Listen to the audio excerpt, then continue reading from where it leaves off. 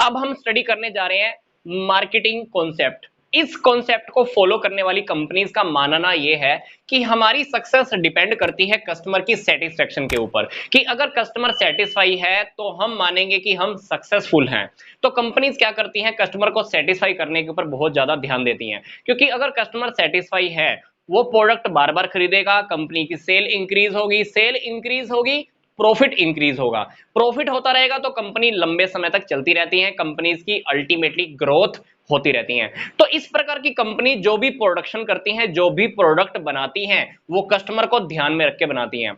ये कंपनीज पहले ये देख लेती है कि कस्टमर को रियलिटी में चाहिए क्या, कस्टमर की क्या वांट है, क्या नीड है, कस्टमर के अकॉर्डिंग प्रोडक्शन किया जाता है, जो कस्टमर को चाहिए वही बनाकर उसी के अकॉर्डिंग कस्टमर को वही प्रोडक्ट सेल किया जाता है। अदरवाइज क्या होगा, मैं अपनी मर्जी के हिसाब से, मेरे हिसाब से प्रोडक्ट बनाकर बैठ जाऊं, कस्टमर को वो जरूरत ही नहीं है, तो क्या लगता है आपको, कस्टमर को अगर हमने वो सेल भी कर दिया तो कस्टमर क्या सेटिस्फाई हो जाएगा? नहीं, कस्टमर सेटिस्फाई नहीं हो सकता। तो हम क्या करते हैं, प्रोडक्शन जो भी करते हैं कस्टमर्स के अकॉर्डिंग करते हैं, कस्टमर्स क्योंकि सेटिस्फाई हो जाएगा। तो इस कॉन्सेप्ट के अकॉर्डिंग क्या कहा जाता है, देखिए, they don't sell what they can make but they make what they can sell. मतलब हम वो सेल नहीं करते जो हम बना सकते हैं, हम वो बनाते हैं जो हम सेल कर सकते हैं।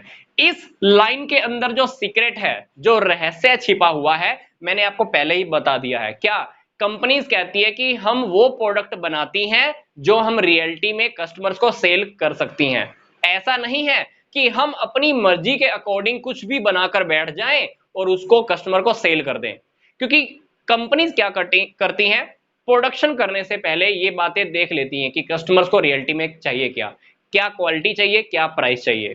तो इसलिए इस लाइन को ध्यान से देखना, कंपनीज क्या बनाती हैं जो वो सेल कर सकती हैं। तो ये कंपनीज अपना मार्केटिंग एफर्ट कहां लगाती हैं, कस्टमर सेटिस्फाई करने के ऊपर, कस्टमर को सेटिस्फाई करो मैक्सिमम से मैक्सिमम।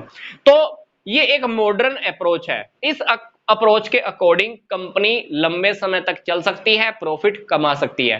पर इस अप्रोच के अंदर भी एक दोष है, एक कमी है। क्या कमी है कि इस अप्रोच में सामाजिक कल्याण को देखा नहीं गया, सोशल वेलफेयर को अनदेखा किया गया है। तो ये था हमारा मार्केटिंग कॉन्सेप्ट, पूरी तरह से कस्टमर की सेटिस्फेक्शन के ऊपर डिपेंड है ये।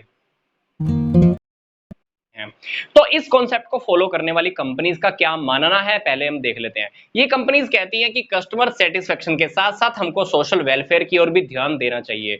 मतलब कस्टमर को तो सेटिस्फाई करो ही करो, सोसाइटी का भी ध्यान रखना है। तो ये वाला जो कॉन्सेप्ट है, फिफ्थ कॉन्सेप्ट, ये मार्केटिंग कॉन्सेप्ट से एक कदम आगे है। मैं आपको फिर से रिपीट कर रहा हूं, फिफ्थ कॉन्सेप्ट फोर्थ कॉन्सेप्ट से एक कदम आगे है, क्योंकि फोर्थ कॉन्सेप्ट के अंदर सोसाइटी का कल्याण हमने नहीं देखा, जबकि फिफ्थ कॉन्सेप्ट कस्टमर का तो सेटिस्फेक्शन चाह ही रहा है, साथ ही साथ सोसाइटी का भी हम ध्यान रख रहे हैं। फॉर एग्जांपल, मान लो मैंने एक कार बनाई, इस कार को इस ढंग से डिजाइन किया गया कि डीजल कम लगता है पर पॉल्यूशन ज्यादा होता है।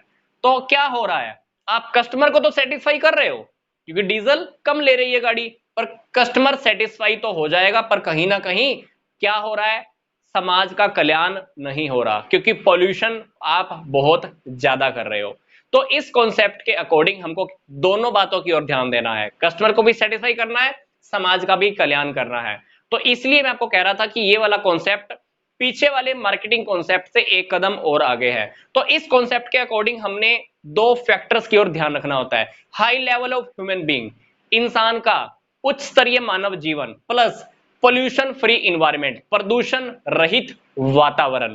तो इस कॉन्सेप्ट को फॉलो करने वाली कंपनीज जो अपना मार्केटिंग एफर्ट करती हैं, वो करती हैं कस्टमर को सेटिस्फाई करने के ऊपर, प्लस सोसाइटी का कल्याण करने के ऊपर। तो इस कॉन्सेप्ट को फॉलो करने वाली कंपनीज डेफिनेटली बहुत लंबे समय तक चलती हैं और बहुत ज्यादा प्रॉफिट भी कमा सकती हैं।